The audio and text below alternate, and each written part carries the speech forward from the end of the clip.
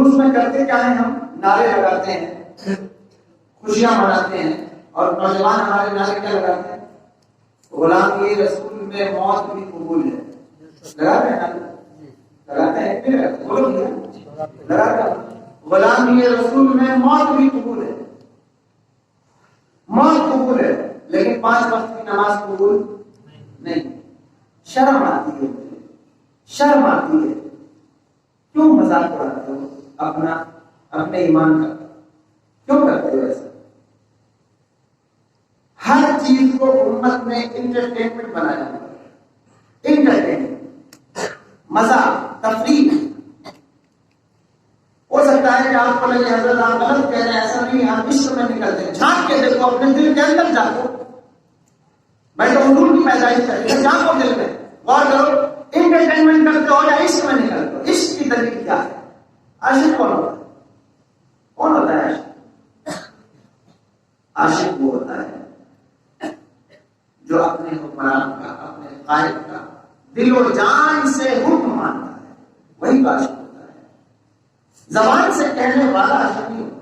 صرف زبان سے کہا، کہتا گیا، موت بھی قبول ہے، یہ بھی قبول ہے، وہ بھی قبول ہے، لیکن 5 وقت کی نماز اسے قبول نہیں ہے.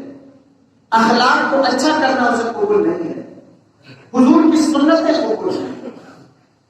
حضور کی سنت میں داڑھی رکھنا قبول نہیں ہے. حضور کی سنت میں یعنی بہت ساری چیزیں، جن کے پاس مجبوریاں ہیں ان کی بات نہیں کرتا، لیکن اور داڑھی کو چھوڑ کر بھی بہت ساری چیزیں ایسی ہیں جو آپ اپنا سکتے ہیں، جس میں کوئی حرج نہیں ہے، لیکن آپ کی قبول نہیں ہے. تو پھر یہ بات کیوں کہتے ہیں؟ انٹرٹینمنٹ.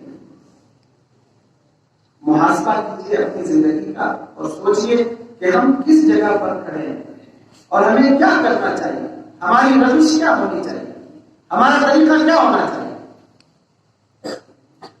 اللہ کی قسم، جتنے بڑے آپ نوجوان ہیں سامنے ہمارے بیٹھے 17 سال 20 سال 25 سال 30 سال کے نوجوان، میرے حضور کے صحابہ کی بھی عمر یہی تھی. حضور کے صحابہ بڑے بھی تھے، 50 سال 60 سال کے بھی، لیکن اکثر تعداد حضور کے صحابہ کی کیا تھی؟ انڈر 40 یعنی 40 سال کے اندر صحابہ، جوان صحابی حضور کے، جن کے دل میں جذبات تھے، خواہشات کی، جوانی کا جوش تھا، لیکن انہوں نے دین کے لیے کتنی قربانیاں کی، بڑی محنت کی، بڑی جدوجہد کی، بڑی کوششیں کی، دین کے لیے بہت سیکریفائس کی. میرے آقا صلی اللہ علیہ وسلم خود حضور کی ذات کو دیکھیں، کبھی غور کریں، اندازہ لگائیں اللہ نے کتنی سہولت آپ کو عطا فرمائی. آپ یہاں آتے ہیں، مجلس میں آئے، جلوس میں نکلتے ہیں، تو جلوس میں آپ کو کچھ کرنا تو نہیں، صرف نعرہ لگانا ہے، لیکن جلوس میں نکلنے کے لیے ہمارے پاس سامان بھی نئے ہیں، کپڑے بھی اچھے ہیں، پیروں میں چپل بھی اچھی ہے. کچھ لوگ سواریوں پر بھی نکلتے ہیں. چیخنے کے لیے مائک بھی ہوتا ہے کہ بھائی ہم ایسے چیخیں گے گلا خراب ہو جائے گا، تو مائک ہونا چاہیے ہماری آواز کو بلند کرنے کے لیے. یہ سب کچھ حضور کے سب سے ہمیں عطا فرمایا گیا ہے. لیکن اپنے نبی کی زندگی کو دیکھیے، حضور کے صحابہ کی زندگی کو دیکھیے، اور سب سے بڑی چیز یہی ہے کہ ان کی زندگی کو دیکھا جائے، غور کیا جائے، اس سے پیغام اخذ کیا جائے کہ کیا تھا پیغام. ایسے صحابی 313 لوگ نکلے تھے بدر کے لیے، واقعہ آپ نے سنا ہے، بار بار سنتے ہیں. حضور کے صحابہ 313 صحابی، اسلام کی پہلی جنگ جسے جنگ بدر کہتے ہیں. حضور مدینہ شریف میں تشریف فرما، حضور نے کہا جنگ کے لیے چلنا. حضور کے صحابی کھڑے ہو گئے، 313 لوگ، کہا یا رسول اللہ حاضر ہیں، جہاں کہیے وہاں چلیں، بربر خیمات تک کہیں وہاں جا کے ہم کود جائیں، جہاں آپ کہیے وہاں ہم چلنے کے لیے تیار ہیں، یا رسول اللہ حکم فرمائیں. حضور خوش ہو گئے، انصار بھی تھے، مہاجرین بھی تھے، سارے اکٹھا ہو گئے اور حضور سے وعدہ کیا کہ بلا شبہ ہم آپ کے ساتھ ہیں، اور نکلے سفر کے لیے. کنڈیشن کیا تھی؟ پیروں میں چپلیں نہیں تھی، سروں میں ٹوپیاں بھی نہیں تھی، ہاتھ میں ہتھیار کی تلوار بھی نہیں تھی. اتنے بڑے لشکر میں 2 تلواریں تھیں یا 4 تلواریں تھیں، جن کے دستے ٹوٹے ہوئے تھے، کسی کی نوک ٹوٹی ہوئی تھی، کوئی برچیاں تھی، تیر کمان تھے چند، اور کچھ ہتھیار نہیں تھا. 313 لوگ تھے اور حضور کے پیچھے چلے جا رہے. خیال بھی نہیں ہے کہ ہتھیار ہے کہ نہیں ہے، کھانا ہے کہ نہیں ہے، پینا ہے یا نہیں ہے، سواری ہے یا نہیں ہے، 2 گھوڑے تھے، چند اونٹ تھے، وہ حضور کے پیچھے جا رہے، وہ بھی تو انسان تھے۔ یہ نعرہ ان کا صحیح نعرہ تھا، اگر وہ لگاتے غلام یہ رسول میں موت بھی قبول ہے، وہ نعرہ لگاتے غلام یہ رسول میں موت بھی قبول ہے۔ نوجوان میں آپ کو ذہن دے رہا ہوں، برا مت مانیے گا میری بات، ذہن دے رہا ہوں، غور کیجیے اپنے اکابرین، اپنے حضور کے صحابہ کی زندگی پر غور کریے۔ اللہ کا بہت احسان ہے، میں اس کا شکر ادا کرتا ہوں، اس نے ہمیں موقع دیا ہے کہ ہم بیٹھ کر یہاں کچھ بات کر سکتے ہیں، سن سکتے ہیں، سمجھ سکتے ہیں۔ اتنے لوگ حضور کے پیچھے نکلے، کوئی کپڑا نہیں، لباس نہیں، دوڑے جا رہے ہیں، چلے جا رہے ہیں، کچھ پتہ نہیں سواری کا، بلکہ میں آپ کو بتاتا ہوں، ایک یہودی نے روک کے پوچھ لیا کسی صحابی سے کہ کہاں جا رہے ہو؟ تو انہوں نے کہا جنگ میں جا رہے ہیں۔ کہا کہاں جنگ میں جا رہے ہو؟ کہا وہ مکے کے کافر آ رہے ہیں، ان سے لڑائی ہمیں لڑنی ہے، اس کے لیے جنگ میں جا رہے ہیں کے پیچھے۔ تو یہودی مسکرانے لگا، اس نے کہا یار تمہارے پاس تو چپل بھی نہیں ہے، تلوار بھی نہیں ہے، کس چیز سے جنگ کرو گے، کیسے جنگ کرو گے؟ تو صحابہ کو خیال بھی نہیں، میں اپنے طور پہ یاد کر رہا ہوں، صحابہ کو خیال بھی نہیں تھا کہ ہمارے پاس ہتھیار نہیں ہے، وہ تو حضور نے کہہ دیا پر چل دی، کہہ دیا نکل گئے، ان کو یہ بھی خیال نہیں تھا کہ ہمارے پاس تلوار نہیں۔ تو انہیں یاد آیا کہ ہاں ہمارے پاس تو ہتھیار ہی نہیں ہے، ادھر 1000 کا لشکر ہے، ہم کیسے لڑیں گے؟ تو حضور کے پاس آدمی عرض کیا یا رسول اللہ ہمارے پاس تو کوئی تلوار نہیں، ہمارے پاس تو کوئی خنجر نہیں، ہم کیسے لڑیں گے؟ میں آقا نے ارشاد فرمایا، پھر وہ معجزہ حضور کا، حضور نے فرمایا کہ جس کے پاس تلوار نہ ہو وہ کھجور کی ٹہنیاں توڑ لے، کھجور کی ٹہنیاں توڑ لے۔ تو صحابہ نے کھجور کی ٹہنی توڑ لی اور اس کو لہرایا تو وہ تلوار بن گئی۔ حضور نے فرمایا جو طاقت کافروں کی تلوار میں اللہ اس سے 10 گنا زیادہ ہے، کھجور کی ٹہنیوں میں طاقت عطا فرمایا۔ تلواریں کوئی سامان نہیں، کچھ نہیں تھا، صحابہ ان کے پیچھے گئے، اللہ نے فتح عطا فرمائی، کامیابی عطا فرمائی۔ یہ جذبات تھے، جذبات۔ میں آپ کو صرف اتنا کہنا چاہتا ہوں، حضور کی پیدائش کرتے ہیں، اپنے دل میں حضور کی اتباع کے جذبات پیدا کریں۔ حضور کے مقدس صحابی حضرت ابو ذر غفاری رضی اللہ عنہ، زندگی بھر انہوں نے جو ہے وہ گھر نہیں بنایا، اپنا گھر بنایا ہی نہیں، کہا حضور کی غلامی میں آ گئے، اب گھر بنانے کی اجازت ہو، صبح کے چبوترے میں سو جاتے۔ پھر بعد میں انہوں نے اپنی بیوی کے لیے کٹیا بنا لی، اس میں کہیں رہتے تھے، کرائے پر دے دیا، اس پر رہتے تھے ساری زندگی۔ ایک موقع آیا جنگ تبوک کا، یا اس وقت پہلی مرتبہ جو ہے وہ عرب سے باہر کے لوگوں کے ساتھ عرب والوں کی جنگ ہوئی، حضور کے غلاموں کی جنگ ہوئی پہلی مرتبہ۔ تو بڑا گرمی کا دن تھا، چنچناتی دھوپ تھی، اور اندازہ لگائیں میرے پر 700 کلومیٹر سفر کر کے جانا تھا جنگ کے لیے۔ کتنا؟ 700 کلومیٹر، 700 کلومیٹر سفر کر کے جانا تھا جنگ کے لیے۔ تو اسی وقت قرآن کی آیت نازل ہوئی، وہ جو آیت ہے آج کے جو پیٹ دکھائے گا وہ منافقوں میں شمار کیا جائے گا۔ اس میں ایک ساتھی پیچھے رہ گئے تھے، کافر، لمبی تفصیل ہے۔ کہنے کا مطلب یہ کہ صحابہ پہلی مرتبہ عرب سے باہر کے 700 کلومیٹر کی جنگ کے لیے جا رہے تھے، اتنا لمبا۔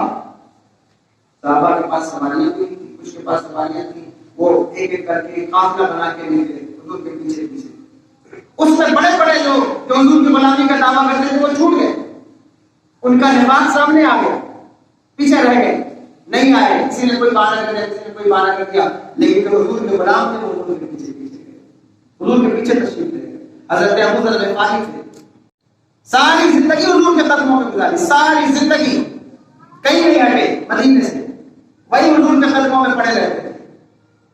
اور اس طرح عشق تھا حضور سے، ایسی محبت تھی کہ جب حضور نکل گئے سفر میں آگے تو ان کا اونٹ جو ہے وہ بیٹھ گیا راستے میں، اونٹ بیٹھ گیا۔ اونٹ کیوں ہوتا تھا؟ بیٹھنے کے لیے نہیں ہوتا تھا، اس میں سامان بھی تو لادنا ہوتا تھا، پانی بھی ہے، کھانا بھی ہے، کچھ بستر بھی ہے، کچھ خنجر تلواریں بھی ہیں، اس کو بھی تو لادنا ہے نا اونٹ پر۔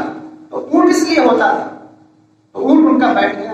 اب اٹھنے کی تیاری نہیں ہوتا تھا، کسی صورت اٹھ جائے، کافر آگے نکل گیا، آگے نکل گیا۔ تو جب پیچھے کوئی چھوٹ جاتا تھا تو لوگ آ کر کے صحابہ بتاتے تھے حضور وہ جو تھا نا وہ بھی نہیں آیا، وہ بھی نہیں آیا، تو کسی نے آگے حضور سے کہا کہ حضور ابو ذر بھی نہیں آئے، وہ بھی پیچھے چھوٹ گئے، نہیں آئے، اتنا لمبا سفر تھا، کھانے پینے کا انتظام بھی کچھ نہیں، سامان سواریاں بھی نہیں، لیکن صحابہ جا رہے تھے۔ تو کسی نے آگے کہا کہ حضور ابو ذر بھی نہیں آئے، ان کا اونٹ بیٹھ گیا تھا، وہ اٹھنے کے لیے تیار، بہت کوشش کی، نہیں اٹھا، کسی صورت نہیں اٹھا۔ تو ہم لوگوں میں سے کوئی ہوتا تو کیا کرتا؟ ہمارے یہاں کوئی ایسا مسئلہ پیدا ہو جائے، کوئی ایسی بات پیدا ہو جائے تو ہم کیا کریں گے؟ ہماری بائک خراب ہو جائے تو ہم جمعہ کے لیے نہیں آ پاتے، جمعہ کے لیے بائک خراب ہو گئی، آج حضرت پیٹرول نہیں تھا، ہم نہیں آ پاتے، آج جو ہے وہ ذرا بچی کی طبیعت خراب ہو گئی تو ہم نماز کے لیے نہیں آ پائے، جمعہ میں نہیں آ پاتے، نہیں کر پاتے، یہ ہماری کنڈیشن ہے، جمعہ میں نہیں آ پائے، نماز میں نہیں آ پائے۔ آج وہ پروگرام تھا حضور کا، لیکن آج اصل میں ہوا یہ کہ ہم کو ایک کام آ گیا تو میں نہیں آ پایا، یا کسی وجہ سے نہیں آ پایا۔ ایسی سسٹم ہم سب کے ساتھ ہوتا ہے، ہمارے ساتھ بھی ہوتا ہے، میں صرف آپ کو نہیں کہہ رہا ہوں، خود کو بھی کہہ رہا ہوں، میرے ساتھ بھی ہوتا ہے، تو نہیں آ پائے۔ لیکن صاحب کے حضور میں اونٹ مل گیا، تو حضور سے کسی نے آ کے کہا کہ حضور آپ کا وہ جو سچا غلام ابو ذر تھا وہ بھی نہیں آیا، تو حضور کھڑے ہو گئے اور قافلہ کافی آگے چلا گیا تھا، ایک پڑاؤ کا قیام کر چکا تھا، تو حضور ادھر سے آنے والے کو دیکھنے لگے کہ کچھ آ رہا ہے یا نہیں آ رہا۔ تو حضرت ابو ذر نے کیا کیا؟ اونٹ سے اپنا سامان اتارا، اونٹ کو وہیں چھوڑ دیا، اپنا سامان اتارا اور اسے اپنی پیٹھ پہ لادا، تنہا کوئی نہیں ساتھ میں، عرب کا ریگستان، اونٹ کو وہیں چھوڑ دیا اور سامان اٹھا کے اپنی پیٹھ پہ لادا اور پیٹھ پہ لاد کے چل گئے تنہا پیدل۔ دور سے صحابہ نے دیکھا گرد اڑ رہی ہے، کوئی آ رہا ہے، صحابہ نے کہا حضور کوئی آ رہا ہے، تو میرے آقا قافلے سے باہر نکل کر کھڑے ہوئے، اتنا پیار کرتے تھے حضرت ابو ذر سے، حضور نہیں چاہتے تھے کہ ابو ذر پیچھے رہے۔ تو حضور نے دیکھا کوئی آ رہا ہے تو حضور نے ہاتھ اٹھا کے کہا تو ابو ذر ہو جا، یعنی آنے والے تو ابو ذر ہی ہونا، اس کے علاوہ کوئی نہ ہونا، ابو ذر ہونا۔ اور وہ تنہا پیٹھ پر سامان لے کر پھر آگے جب آئے تو لوگوں نے دیکھا کہ وہ حضرت ابو ذر بن غفار ہے۔ حضور نے تاریخ علماء فرمایا اپنے صحابی کے لیے، کہا یہ ابو ذر میرا غلام تنہا دنیا میں آیا، تنہا آ رہا ہے اور تنہا ہی دنیا سے جائے گا۔ ان کا لمبا واقعہ ہے، بتاؤں گا، کہنے کا مطلب یہ کہ صحابہ نے کتنے سیکریفائس کیے، کتنی قربانیاں۔ میرے آقا صلی اللہ علیہ وسلم شام ابی طالب میں حضور کا بائیکاٹ کر دیا گیا، مکے سے، مکہ شہر سے نکال دیا گیا۔ ایک گھاٹی کی وادی تھی، اس میں حضور نے بیان فرمایا اور بھی قافلے والے صحابہ حضور کے ساتھ نہیں رہے۔ وہاں سے حضور ایک شہر تھا طائف، وہاں تشریف لے گئے تبلیغ دین کی تبلیغ کے لیے۔ طائف کے سردار نے بڑے بڑے، حضور نے ان کو دعوت دین پیش کی، انہوں نے انکار کر دیا، انہوں نے کہا ہم تو آپ کی بات مانیں، نہیں مانا۔ تو میرے آقا نے کہا ٹھیک ہے میری بات نہیں مانتے تو کوئی بات نہیں، لیکن مکے کے لوگوں سے مت کہنا کہ ہم تمہارے پاس تبلیغ کے لیے آئے، کیونکہ حضور کا سوشل بائیکاٹ ہو چکا تھا اس وقت۔ تو حضور نے فرمایا مت کہنا کہ ہم تمہارے پاس تبلیغ کے لیے آئے۔ انہوں نے کہا ہم کیوں نہ کہیں، اور انہوں نے بتایا اور اپنے اوباشوں کو، گنڈوں کو، نوجوانوں کو ہاتھ میں پتھر دے دیے۔ جب میرے آقا باہر نکلے تو انہوں نے حضور پر پتھر مارنا شروع کیا، پتھر مارے۔ کیسے پتھر؟ اس طرح پتھر مارے کہ میرے حضور کے سر اقدس سے خون جاری ہو گیا، خون نکلنے لگا۔ آج آپ غور کریں، اندازہ لگائیے کتنی حیرت والی بات ہے، کتنی عجیب بات ہے۔ مجھ کو کوئی کچھ کہہ دیتا ہے تو جو بیٹھے لوگ ہیں یہ نہیں برداشت کر پاتے، لڑنے پھڑنے کے لیے اتر جاتے ہیں کہ تم نے حضرت کو کیسے یہ بات کہہ دی، کیسے جواب دے دیا۔ سوچو، وہ اللہ کا نبی، مقدس نبی، اس کے اوپر پتھر چلایا گیا اور سر اقدس سے، جس میں اندر سے خون کے فوارے جاری ہوتے، خون بہتے تھا۔ اور یہ کنڈیشن تھی کہ حضور یعنی پتھر مارنے والے ہیں۔ آج جب نبی کا ذکر کیا جاتا ہے لوگوں کو تکلیف ہوتی ہے تو مجھے حیرت ہوتی ہے، میں سوچتا ہوں یا اللہ یہ کون سا مقدر لے کے پیدا ہوا ہے جو میرے نبی کے ذکر پر اعتراض کرتے ہیں۔ اللہ کی عزت کی قسم، ساری زندگی اللہ اس طرح کی 1000 زندگی عطا کرے، 1000 زندگیوں میں ساری زندگی میرے نبی کا تذکرہ ہوتا رہے، ان کا حق ادا نہیں ہو سکتا۔ تو پتھر حضور مارتے، حضور بیٹھ جاتے، پتھر مارا جاتا تو حضور تشریف بیٹھ جاتے، ان کو پکڑ کے کھڑا کر دیا جاتا اور کھڑا کر کے پھر پتھر مارتے، اس طرح پتھر مارتے کہ حضور کی نالین مبارک خون سے بھر گئی، نالین میں خون جمع ہو گیا اور حضور کی چشمان رحمت سے آنسو جاری ہو گئے۔ یعنی اتنا دکھ بھی کسی نے دیکھا ہے، اتنی پریشانیاں بھی کسی نے دیکھی ہیں؟ جب دین کے نام پر آسائش ملتی ہے تو اپنے نبی کی صحبتوں کو بھولو مت، اسے یاد رکھو، اس کا خیال رکھو۔ نوجوانوں، تمہاری ذمہ داری ہے اپنے نبی کی اتباع کرنا، تم مصطفیٰ جان رحمت کی امتی ہو، تمہاری ذمہ داری ہے اپنی زندگیوں کو سنتوں سے سجاؤ اور میرے نبی کی محنتوں کو رائگاں نہ کرو، میرے نبی کی محنتوں کو ضائع نہ کرو، برباد نہ کرو۔ بڑی محنت کی، بڑی محنت مسجد نبوی میں تشریف لائے تو آج ہم آتے ہیں، کہیں جائیں، جمعہ میں آئے، تقریر میں آئے، پروگرام میں آئے، بریانی کی ہے، بکرے کی ہیں، انتظامات کی ہیں، دعوت کی ہیں، سب کچھ ہے۔ حضور مسجد نبوی میں تشریف لائے، دیکھا کہ حضرت عمر بن خطاب رضی اللہ عنہ بیٹھے ہوئے، حضور نے فرمایا کیا بات ہے عمر؟ دوپہر میں مسجد میں آ گئے، کہنے لگے حضور بھوک نے مجھے گھر میں ٹکنے نہیں دیا، بھوک اتنی شدت کی ہے، گھر میں کچھ کھانے کے لیے نہیں، ہم اس مسجد میں آ گئے۔ حضور فرمایا عمر جو حال تمہارا ہے وہی حال میرا بھی ہے، میں نے بھی کچھ نہیں کھایا، 5 دن گزر گئے۔ حضرت عمر نے کہا حضور مدینے کی گلیوں میں نکلے، ایک صحابی رسول حضرت ایوب انصاری رضی اللہ عنہ، انہوں نے حضور کی خوشبو سونگھ لی، صحابہ حضور کی خوشبو سونگھ لیتے تھے، تو انہوں نے سوچا کہ حضور گزر رہے ہیں، دروازہ کھولا، باہر نکلے، دیکھا کہ حضور کے چہرے پہ نباہت کے آثار ہیں۔ حالانکہ حضور کو کوئی کمزوری نہیں ہوتی، کھائیں یا نہ کھائیں، اللہ تبارک و تعالیٰ نے انہیں وہ طاقت عطا فرمائی ہے، بازوؤں میں وہ زور عطا فرمائی ہے۔ امام فرماتے ہیں جس کو بارے دو عالم کی پرواہ نہیں، ایسے بازو کی قوت پہ لاکھوں سلام ہے۔ لیکن صحابی نکلے جسمانی تقاضے کے مطابق، دیکھا کہ حضور کو کچھ پریشانی لاحق ہے، سمجھ گئے، انہوں نے فوراً حضور سے کہا یا رسول اللہ آج میرے مہمان نہیں بنے گے؟ حضور نے کہا کیوں نہیں، اندر تشریف لے۔ تو صحابی رسول نے جلدی جلدی لا کر کھجور رکھی اور اپنی بیوی سے کہا بکرے کا بچہ ذبح کیا اور کہا کہ پکاؤ میرے حضور کی دعوت کے حضور کو کھانا کھلانا۔ تو وہ بنانے لگے، حضور کے سامنے کھجور لا کے رکھی۔ جب کھانا آیا اور حضور نے روٹی اٹھائی اور گوشت کا ٹکڑا اٹھایا، ایک روٹی اٹھائی، اس میں 2 بوٹیاں رکھی اور آنکھوں سے اشک جاری ہو گئے، کہنے لگے اے ایوب اگر تو اجازت دے تو یہ میں 1 روٹی اپنی بیٹی کے گھر نہ بھیج دوں، میں نے 5 دن سے کچھ نہیں کھایا، میری بیٹی کے گھر میں 10 دن سے چولہا نہیں جلا، اگر تو اجازت دے تو میں اپنی بیٹی کے گھر ہی بھیج دوں۔ یہ کہتے ہیں کہ میرے آقا صلی اللہ علیہ وسلم کے زمانے میں آپ نے کس طرح تبلیغ فرمائی، کیسے محنت فرمائی، کتنی کوششیں فرمائی، اور حضور کے صحابہ نے کس طرح سیکریفائس کیا، کس طرح حضور کا ساتھ دیا، کیسے ساتھ دیا۔ ایک صحابی ہیں حضرت مصعب بن عمیر رضی اللہ تعالیٰ عنہ، پورے مکے میں سب سے خوبصورت لباس اگر کوئی پہنتا تھا تو حضرت مصعب بن عمیر پہنتے تھے، ان کی ماں ان کو سب سے اچھا لباس پہناتی تھی۔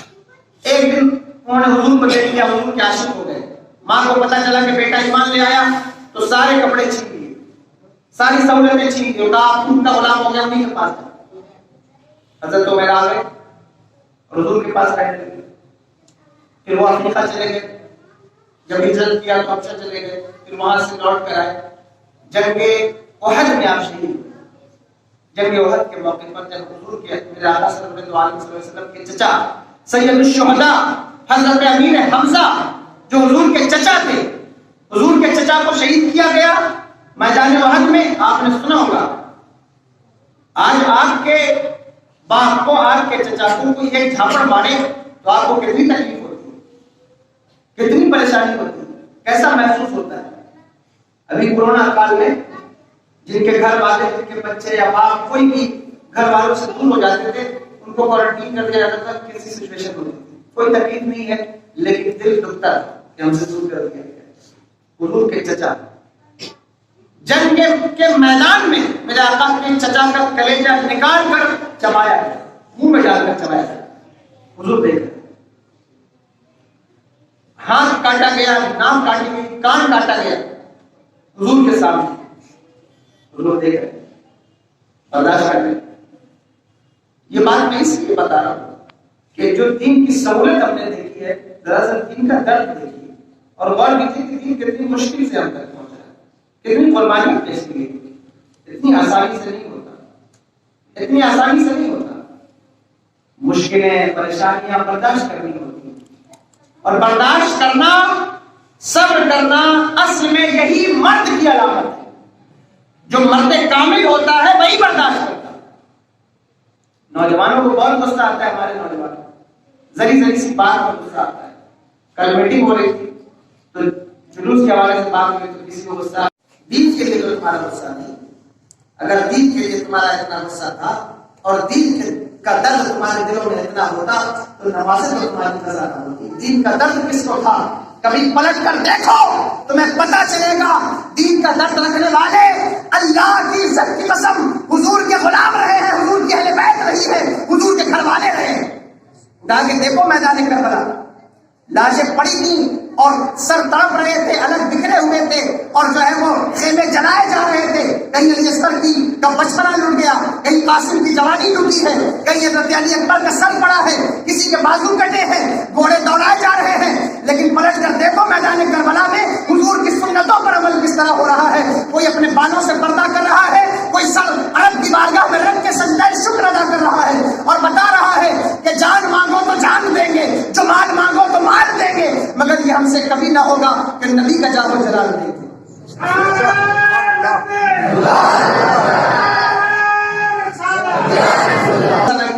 دیکھو غصہ کرنا میرے نبی کی سیرت میں. طائف میں جو بات میں بتا رہا تھا، حضور کے نالین مبارک خون سے بھر گئے. حضرت جبریل امین حاضر ہو گئے، یا رسول اللہ حکم دیں ان دو پہاڑوں کو آپس میں ملا دیں اور ان طائف والوں کو خاک میں ملا دیں، ان کی بستیاں ختم ہو جائیں. اللہ کے رسول صلی اللہ علیہ وسلم نے کیا فرمایا؟ صحابہ عرض کرنے لگے، یا رسول اللہ دعا فرمائیں، ان کے لیے بد دعا کر دیں، بد دعا کر دیں. جب صحابہ نے اتنا کہا تو میرے حضور نے ہاتھ اٹھا دیا، حضور نے ہاتھ اٹھایا. صحابہ نے سوچا اب بد دعا کریں گے، لیکن حضور نے کیا ارشاد فرمایا؟ یا اللہ ان طائف والوں کو ہدایت عطا فرما، ہدایت عطا فرما. یہ کلیجہ کس کا ہوگا؟ اللہ نے رحمت للعالمین پر رحمت، سراپا رحمت ہے. حضور نے سوال فرمایا اللہ نے ہدایت فرما. صحابہ سے کہا کہ نہیں، لیکن تم دیکھو کہ ان کی نسلیں کلمہ پڑھی. اور تم پڑھا جب لوگ کہتے ہیں اور چیخ کر کہتے ہیں کہ اسلام تلوار کے زور سے پھیلا اور تلوار کے زور سے علاقے فتح کیے گئے، تو مجھے حیرت ہوتی ہے کہ کیسے جاہل لوگ ہیں جو کہتے ہیں تلوار کے زور سے پھیلا. سنو میں ایک جملہ دیتا ہوں تمہیں، تلوار میں اتنا زور کہاں ہے جتنا زور میرے نبی کے کردار میں ہے، میرے نبی کے اخلاق میں ہے. ارے ہزاروں تلواریں ٹوٹ جاتی ہیں، میرے نبی کا اخلاق نہیں ٹوٹتا، ان کا کردار نہیں ٹوٹتا. نہ ٹوٹ سکتا ہے کبھی. اگر تمہارے اخلاق خراب ہے، تمہارا کردار خراب ہے، اگر تمہارا کردار خراب ہے، اخلاق خراب ہے، تو اپنا اخلاق اچھا کرو. تلواروں میں وہ زور نہیں ہے جو اخلاق میں زور ہوتا ہے، جو کردار میں زور ہوتا ہے. مردانگی اللہ نے دی ہے تو صبر کا مادہ پیدا برداشت کرو. میرے آقا صلی اللہ علیہ وسلم حج کے لیے تشریف لے گئے، کعبے کے باہر روک دیا گیا. آج جنوں سے روکا گیا، کسی چیز سے روکا گیا، مسلمان پریشان ہو جائے. یہ کیا ہوا ہے؟ ہمیں دبایا جا رہا ہے، فلاں کیا جا رہا ہے، تو یہ کیا جا رہا ہے، دنیا بھر کی چیز ہے. حضور تشریف لے گئے، روک دیا گیا. حج نہیں ہوا، عمرہ نہیں ہوا. میرے آقا صلی اللہ علیہ وسلم واپس تشریف لا رہے تھے، بلکہ حضرت عثمان غنی رضی اللہ تعالیٰ اندر تشریف لے گئے. اور یہ بھی ایک خاص بات ہے، یہ بھی سمجھا کریں، غور کیا کریں اس بات پر. بہت سارے لوگ ایسے تھے، کوشش کر کے کہیں سے ایسا ہوتا ہے کہ ہمیں کوئی چیز مل جائے دوسروں کو نہ ملے، ایسا جذبہ بھی پیدا ہو جاتا ہے. یہ بھی یاد رکھیں. عثمان غنی تشریف لے گئے، کفار نے کہا کہ عثمان تم اندر آ گئے ہو، تم طواف کر دو. کوئی بات نہیں، تم طواف کر سکتے. حضرت عثمان غنی نے کہا نہیں، جب میرے نبی نے طواف کیا تو نہیں طواف کرو. اندر گئے کعبے کے لیے، واپس آ گئے. تو صبر کا مادہ پیدا کریں اور حضور کے دین کو سمجھ لیں. یہ دین برداشت کا ہے، صبر کا ہے، تحمل کا ہے. بلا شبہ ضرور بے شک اللہ نے حکم دیا ہے جلال کا، غصے کا، لیکن وہ کہاں ہے، کس چیز پر ہے؟ جب کسی کو بے دینی میں ملوث پاؤ، تمہارا کوئی بھائی ہے گناہ کی طرف جا رہا ہے، غیرتی کی طرف جا رہا ہے، نہیں مانتا، اپنی بگڑتے ہوئے حالات پر غصہ کرو گے. یہ بات سمجھ آتی ہے، یہ بات سمجھ آتی ہے. کس پر غصہ کریے؟ اپنی بدنظمی پر، اپنی جو ہے وہ خرافات چیزوں پر، ان چیزوں پر غصہ کریے، ان چیزوں پر بھی اللہ نے بڑا احسان فرمایا کہ اپنے حضور کا امت ہی بنا کر پیدا کیا۔ بہت احسان ہے اس کا، بڑا کرم ہے تو اس نے تمہیں حضور کا امت ہی بنا کر پیدا کیا۔ میرے آقا صلی اللہ علیہ وسلم نے بہت کچھ برداشت کیا، زمانہ گزر گیا حضور کا، تکلیفوں میں، پریشانیوں میں، مصیبتوں میں۔ حضور کے بڑے بڑے صحابی، اخیر بات بیان کر رہا ہوں، اس کے بعد پھر پرچہ مشاہد جائے گا۔ حضور کے بڑے بڑے صحابی، نوجوان صحابی، جیسے آپ کی عمر ہے 30 سال، 35 سال، 20 سال، 25 سال ہماری عمر ہے، ایسے صحابی حضور کے معلوم ہے کیفیت کیا تھی؟ صحابی حضور کے حضور کی بارگاہ میں حاضر ہوئے، رنگ ان کا کالا تھا، حبشی تھے، حبشہ کے رہنے والے تھے، کالے تھے، تو حضور کی بارگاہ میں حاضر ہوئے، عرض کیا یا رسول اللہ، حضور کی بارگاہ میں حاضر ہوئے، حضور دوپہر کا وقت تھا، حضور نے مزاح کیا، یوں حضور سے پوچھا کہ یار تو شادی کیوں نہیں کر لیتا، شادی کیوں نہیں کرتا، نکاح کیوں نہیں کرتا؟ آنسو ٹپکنے لگے آنکھ سے، کہا یا رسول اللہ میں اتنا کالا ہوں، اتنا غنی ہوں، مجھے اپنی بیٹی کون دے گا، کون مجھ سے نکاح کرے گا؟ تو حضور کا دریائے کرم جوش میں آ گیا۔ وہ نبی کے باہر کے تھے، یہاں آ کے رہتے تھے مدینے میں، حضور کی غلامی میں، اور کہا حضور مجھے کون اپنی بیٹی دے گا؟ حضور کا دریائے کرم جوش میں آ گیا۔ حضور پھر جب دریائے کرم جوش میں آتا ہے، جس کو جو چاہے عطا فرماتے ہیں، جہاں پانی عطا کرتے بھری جنت کے باغ کرتے ہیں، نبی مختار کل ہے، جس کو جو چاہے عطا کرتے ہیں، جہاں میں ان کی چلتی ہے وہ دم میں کیا سے کیا کر دیں، زمین کو آسمان کر دیں، سریا کو سرا کر دیں، ہوا میں اڑنے والے یوں نہ ٹکرائیں ندا کر دیں، وہ جب چاہے جسے چاہے اسے فرما ہوا کر دیں۔ تو حضور کا دریائے کرم جوش میں حضور فرمایا جاؤ مدینے کی جو سب سے خوبصورت دوشیزہ ہے اور اس کا جو باپ ہے اس سے جا کے کہہ دو کہ تمہارے نبی نے اس کے لیے پیغام نکاح دیا، سب سے خوبصورت دوشیزہ یہ سب سے کہا جاؤ اسے کہہ دو۔ یہ خوشی خوشی تشریف لے گئے، ایک بہت خوبصورت قبیلہ تھا جو مدینے میں سب سے حسین و جمیل قبیلہ تھا، عورتیں بچیاں پر بچے سب خوبصورت ہوتے تھے، حضور نے ان کی طرف بھیجا، کہا جاؤ جا کے کہہ دو کہ تمہارے نبی نے کہا ہے، اور اس قبیلے کی جو سب سے خوبصورت دوشیزہ تھی اس سے کہا۔ تو دوپہر کا وقت تھا، مدینے میں لوگ آرام کرتے، دوپہر کے وقت وہ تشریف لے گئے، دروازہ کھٹکھٹایا، تو لڑکی کا باپ جو دوشیزہ تھی ان کا باپ باہر ہے، والد باہر ہے، ان کا کیا بات ہے؟ کہا حضور نے مجھے بھیجا ہے۔ کہا سبحان اللہ، بتائیں کیا بات ہے؟ کہا حضور نے آپ کی بیٹی کے لیے پیغام نکاح بھیجا ہے، نکاح کا پیغام بھیجا ہے۔ وہ خوش ہو گئے، انہوں نے سوچا شاید حضور نے اپنے لیے میری بیٹی کا ہاتھ مانگا ہے، یعنی حضور کی زوجہ بنے گی میری بیٹی، تو بہت خوش ہوئے۔ انہوں نے کہا نہیں، حضور نے اپنے لیے نہیں بلکہ میرے لیے آپ کی بیٹی کا ہاتھ مانگا ہے۔ تو غلام حضور کہتے ظاہر سی بات ہے، بات تو ماننی ہے کیونکہ حضور نے کہا ہے، لیکن بات تو بات ہوتا ہے، ہر بات کو لگتا ہے کہ میری بیٹی یہاں ایڈجسٹ کر پائے گی یا نہیں کر پائے گی، یہاں رہ پائے گی یا نہیں رہ پائے گی، تو تھوڑا سا پریشان ہوئے، بیٹی کے لیے فکر مند ہوئے کہ پتہ نہیں میری بیٹی قبول کرے گی یا نہیں کرے گی۔ ابھی وہ سوچ ہی رہے تھے کہ ان کے کندھے پہ ایک نرم ہاتھ آیا، انہیں کی بیٹی کا تھا، پیچھے کھڑی وہ بھی سن رہی تھی۔ انہوں نے کہا باپ سوچ کیا رہے، میں کتنی خوش قسمت ہوں کہ اللہ کے رسول نے میرے لیے کوئی رشتہ بھیجا، کتنی خوش قسمت ہوں کہ اللہ کے رسول نے میرے لیے کوئی رشتہ بھیجا۔ با حیا عورتیں، با عزت عورتیں، بچیاں، یہ میں کہتا ہوں کہ عورتوں کے لیے بھی جلسے کا خاص اہتمام ہونا چاہیے۔ وہ بھی تب نہیں سن پاتی سیرت حضور کی، پورے گاؤں میں پچھلے 14 دن سے جو لوگ دیکھ رہے ہوں گے جانتے ہوں گے، سیدھی ضلع کا کوئی گاؤں میں ایسا نہیں بچا ہوگا جہاں میں نہ گیا۔ ایک دن میں 2-2 3 پروگرام سیرت کے، پر ڈے پروگرام، اور پر ڈے کم سے کم لوگ اس میں 500,000 کی تعداد میں لوگ آتے ہیں، سنتے ہیں، عورتیں بھی بچے بھی مرد بھی۔ انشاءاللہ کوشش ہے ہر گاؤں میں جہاں بھی کرنے کے پروگرام، لیکن آپ پہلے تیار ہوئیے کہ ہم بھی حضور کی سیرت سنیں گے، اپنے بچوں کو بھی سنائیں گے، عورتوں کو بھی سنائیں گے۔ ہوتا کیا ہے جب ہم حضور کی سیرت نہیں جانتے پھر ہوتا کیا، کبھی سنا کسی کی بچی کسی کے ساتھ بھاگ گئی، فلاں کی بیٹی فلاں کے ساتھ بھاگ گئی، فلاں شادی شدہ ہو کے بھی ایسا اس نے کر لیا، فلاں کر لیا، یہ کر لیا، وہ کر لیا۔ یہ چیزیں کیوں ہیں؟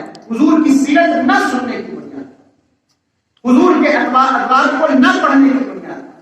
خدا کی قسم اگر کوئی سیدہ کائنات کا ذکر سن لے، ان کے ذکر کی برکت سے اللہ اس کی بے حیائی دور کر دے، ذکر کی برکت سے بے حیائی دور کر دے۔ تو فرمایا کہ ابا نکاح کر دیں، انہوں نے کہا ٹھیک ہے، بیٹی نے قبول کر لیا، وہ بھی خوش ہو گئے۔ انہوں نے کہا ٹھیک ہے حضور کو بتا دیں ہم قبول ہے. وہ صحابی تشریف لگے حضور کی بارگاہ میں، کہا یا رسول اللہ مبارک ہو میرا پیغام نکاح قبول ہو گیا. حضور نے فرمایا ٹھیک ہے یہ پیسے لو بازار جاؤ اور اس سے کچھ سامان شادی کے لیے خریدو. چلے گئے. جانے کے بعد بازار سے جوڑا خریدا بیوی کے لیے، جو بھی سامان خریدا وہ خریدا. خریدنے کے بعد لوٹنے لگے. جب لوٹنے لگے گھر کے قریب پہنچے تو سنا کہ کوئی ندا دے رہا ہے کہ حضور نے ارشاد فرمایا ہے کہ جنگ شروع ہو گئی، اعلان جنگ ہو رہا ہے، مدینے کا محاصرہ ہو رہا ہے. تو کون ہے جو دین کے لیے اپنی گردنیں پیش کرے؟ کون ہے؟ کون لوگ ہیں جو آگے آئیں گے؟ اور حضور نے حکم فرمایا آؤ سارے لوگ جہاد کی طرف. نوجوان صاحب ایک دم جوان، شادی کا جوڑا ہاتھ میں ہے. سنا کہ حضور نے اعلان فرمایا فوراً واپس پڑھ کے دکاندار کے پاس اور اس سے کہا یہ جوڑا واپس کر لے، اس کے بدلے میں مجھے تلوار دے دے، مجھے تیر دے دے. واپس لیا اور لینے کے بعد چپکے سے جنگ میں شریک ہو گئے. جانتے تھے کہ حضور نے دیکھا تو منع فرما دیں گے کیونکہ میری شادی لگی ہوئی ہے تو حضور منع کر دیں گے مجھے شاید شریک ہونے سے، اس لیے حضور کو نہیں بتایا بلکہ بنا بتائے چپکے سے شریک ہو. مجھے حیرت ہوتی ہے اپنے نوجوانوں.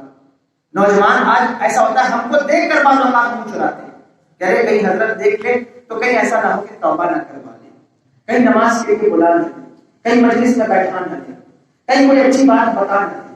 مجھے حیرت ہے ان نوجوانوں پر جو نعرہ لگاتے ہیں غلامی رسول میں موت بھی قبول ہے. یہ صحابی تھے وہ کہتے تھے غلامی رسول میں موت بھی قبول ہے. تو انہوں نے کیا کیا؟ چپکے سے شریک حضور کو نہیں بتایا، جنگ نہیں مارا اور پھر شہید ہو گئے. جب جنازے سامنے آنے لگے اور صحابی کے جنازے سامنے آئے، جب ان کا جنازہ سامنے آیا تو پھر حضور رونے لگے، یعنی چشمائے مبارک سے آنسو جاری ہو گئے. حضور کی آنکھوں سے اشک بہنے لگے اور روتے روتے حضور پھر مسکرانے لگے. صحابہ نے کہا یا رسول اللہ آپ کیا بات ہے کسی کے جنازے پر نہیں روئے لیکن ان کا جنازہ لایا گیا تو آپ رو رہے اور آپ مسکرا رہے. حضور نے فرمایا ہاں رو اس لیے رہا ہوں کہ یہ نوجوان اس کی شادی میں نے لگائی تھی، یعنی میں نے اس کا نکاح فکس کیا تھا، اس کی شادی ہونے والی، اس نے سامان شادی بھی خرید لیا تھا. لیکن جب اس کو پتا چلا کہ جنگ کا دور آ گیا اور جنگ کا اعلان ہو گیا تو اس نے سامان واپس کر دیا اور اسی پیسے سے اس نے جہاد کا سامان خرید لیا اور پھر جہاد میں شریک ہوا اور شہید ہو گیا. اس بات پر رو رہا ہوں کہ شادی ابھی ہو بھی نہیں پائی اور یہ شہید ہو گیا، اس بات پر مجھے، لیکن میں ہنس اس بات پر رہا ہوں کہ یہ کہتا تھا میں کالا ہوں مجھے کون اپنی بیٹی دے گا. خدا کی قسم میں دیکھ رہا ہوں جنت میں حوریں آپس میں لڑ رہی ہیں کہ میں اس کی بیوی بنوں گی یا تو اس کی بیوی بنوں گی. آپ سمجھیے نوجوانوں اپنے نبی سے محبت کرتے ہو تو حضور کی سیرت کو سنو سب سے پہلے. ابھی تم کچھ نہیں کر سکتے، کچھ نہیں کر سکتے، سب سے پہلے سنو. سماع بہت ضروری ہے. فرمایا گیا طلب العلم فریضۃ علی کل مسلم و مسلمۃ. کیوں فرمایا گیا؟ علم دین کا حاصل کرنا ہر مرد عورت پر فرض ہے. کیوں؟ جب سنو گے نہیں تو کہاں سے دین آئے گا؟ بیٹھنے کی جب توفیق نہیں ہوگی تو کیسے دین آئے گا؟ بیٹھا کرو، سنا کرو، مجلسوں میں بیٹھو، محفلوں میں بیٹھو. اپنے گاؤں میں زیادہ نہیں 50 لوگ اکٹھا ہو جائیں، 25 لوگ اکٹھا ہو جائیں، 25 عورتوں کو پیچھے بیٹھاؤ، میں خالی بیٹھاؤں، مجھے بلا لو اللہ کے بندے، کوئی نذرانہ نہیں دینا لیکن کم سے کم حضور کی سیرت تو سن لو، سن کر عمل کرنے کے جذبات تو پیدا کر لو. تم نے اگر حضور کی سیرت سنی پڑھا تو خدا کی قسم تمہارے سارے اختلافات ختم ہو جائیں گے، تمہاری ساری پریشانیاں دور ہو جائیں گی. حضور کی سیرت میں رس وہ ہے اپنے تو اپنے خیر بھی پڑھے تو ان کا مرید بن جاتا ہے، ان کا عاشق بن جاتا ہے. حضور کی سیرت ہی ایسی سیرت ہے. ہمارے بہت بڑا ایشو ہے لڑائی اور جھگڑے کا. ابھی بات ہے بہت بڑا ایشو ہے لڑائی جھگڑے فتنے فساد. ہر انسان کہتا ہے کہ جس علاقے میں جائیے ہمارے یہاں بڑی لڑائی ہے، جھگڑے ہیں، فتنے ہیں، فساد ہے. تو کیوں ہے؟ حضور کی سیرت. اگر کوئی حضور کی سیرت پڑھے تو لڑائی جھگڑے سارے ختم ہو جاتے، ساری لڑائیاں ختم ہو جاتی. بہت بڑا اسکالر ہے امریکہ کا، اس نے اسلام قبول کیا. تو لوگوں نے پوچھا تم اسلام کیوں قبول کیا؟ اس نے کہا فقط ایک چیز جس نے مجھے اسلام کی طرف کھینچا ہے. لوگوں نے کہا وہ کیا چیز ہے؟ اس نے کہا عرب کا اختلاف، عرب کی لڑائیاں. عرب میں ایسے لوگ بستے تھے کہ جو ذری سی بات میں مرنے مارنے میں تیار ہو جاتے تھے. ایسے اللہ جاہل ذری سی بات میں مار دیتے مر جاتے تھے. کٹورے میں خون ڈال کے انگلیاں دبا کے چاٹ لیتے تھے. اس کا مطلب ہوتا تھا کہ یعنی اس وقت تک ہم چین سے نہیں بیٹھے بیٹھے گا جب تک جان دے نہ دے یا جان لے نہ دے. یہ نشان سیرت میں بہت ساری چیزیں ہوتی ہیں, کبھی بتایا جائے گا کیا کیا ہوتا ہے, لیکن یہ بتا رہا ہوں لڑائی اس طرح ہوتی تھی, جھگڑے. ہمارے یہاں کیا ہے, کچھ بھی نہیں ہے اس کے مقابلے. لیکن وہ کہتا ہے نہیں, تاریخ بدل گئی. عرب کی سرزمین پر ایک انقلاب پیدا ہوا ہے, ایک ریولیوشن پیدا ہوا ہے, اور وہ کیا ہے, وہ اتنا بڑا انقلاب ہے کہ اس کا اتنا بڑا انقلاب پوری دنیا میں کہیں پیدا نہیں ہوا. لوگوں نے پوچھا وہ کیا انقلاب ہے, کہا عرب کی سرزمین پر ایسے لوگ تھے 120 سال کے پہلے کسی کے دادا نے کسی کے دادا کو مارا ہو تو 120 سال کے بعد پیدا ہونے والا پوتا اپنے دادا کے بدلے خون کا بدلہ اس کے پوتے کو مار کر لیتا تھا. 120 سال کی دشمنیاں عرب کی سرزمین پر چلتی تھی, لیکن وہ انقلاب پیدا ہوا کہ 120 سال کے دشمنوں کو ایک ہی دسترخوان پر بیٹھا ہوا میں نے پایا ہے. 120 سال کے دشمنوں کو ایک ہی کعبے کے سامنے جھکتے ہوئے میں نے پایا ہے, اور یہ جھکانے والا کوئی اور نہیں ہے, اللہ کا رسول محمد عربی ہے, جس نے اتنے بڑے دشمنوں کو ایک ہی دسترخوان پر بیٹھایا اور ایک ہی کعبے میں جھکا دیا. کتنا بڑا آپ غور کریے. جب دنیا ڈیموکریسی چلاتی ہے, میں کبھی کہتا ہوں پوری دنیا چاہتی ہے اونچ نیچ کے ساتھ ختم ہو جائے, آپ کھول کے دیکھتے کیوں نہیں؟ ٹی وی پر ڈیبیٹ ہوتے ہیں, ساری چیزوں پر ڈیبیٹ ہوتے ہیں, کبھی حضور کی سیرت پر بھی ڈیبیٹ کرو اور دیکھو مانتے کیوں نہیں اس بات کو. پوری دنیا چاہتی ہے اونچ نیچ کے فاصلے ختم ہو جائیں, غریبی امیری ختم ہو جائے, سارے لوگ سملر ہو جائیں, برابر ہو جائیں. کہاں تمہیں کسی دیش میں کوئی سملیرٹیز دکھائی دیتی ہے؟ کیا ہمارے یہاں اونچ نیچ کے معاملات نہیں, ذات پات کے معاملات نہیں؟ دیکھو دوسری قوموں میں دیکھو. لیکن حضور نے کتنا بڑا انقلاب پیدا کیا ہے. ایک اللہ کا گھر, ایک کعبہ. آسٹریلیا سے ایک شخص آیا, اس کا رنگ گورا ہے. امریکہ سے ایک شخص آیا, اس کا رنگ گورا ہے. ایک جو ہے وہ کینیا سے آیا, اس کا رنگ کالا ہے. حبشہ سے آیا, اس کا رنگ کالا ہے. ہندوستان سے آیا, اس کا رنگ الگ ہے. ساؤتھ افریقہ سے آیا, اس کا رنگ الگ ہے. دنیا سے چن چن کے لوگ کعبے میں جمع ہوتے ہیں. رنگ الگ ہے, نسل الگ ہے, لمبائی الگ, چوڑائی الگ, پتلائی موٹائی سب الگ الگ ہے, زبانیں الگ الگ ہیں, کھانا پینا الگ ہے, کلچر الگ ہے, یعنی کوئی چیز میل نہیں کرتی. لیکن کعبے میں آپ دیکھیے کہ ڈیموکریسی کسے کہتے ہیں. کوئی اونچ نیچ کے معاملات نہیں, نہ کوئی بادشاہ ہے, نہ کوئی فقیر ہے, نہ کوئی غریب ہے, نہ کوئی امیر ہے. دیکھو آنکھ کھول کر دیکھو مکہ المکرمہ میں اللہ کے رسول نے حکم عطا فرمایا, اللہ نے یہ کرم والوں پر فرمایا ہے کہ سارے اونچ نیچ کے ضابطے ختم کر دیے گئے, ایک ہی صف میں کھڑے ہو گئے محمود و ایاز. نہ کوئی بندہ رہا, نہ کوئی بندہ نواز. یہ طریقہ کس نے تھا؟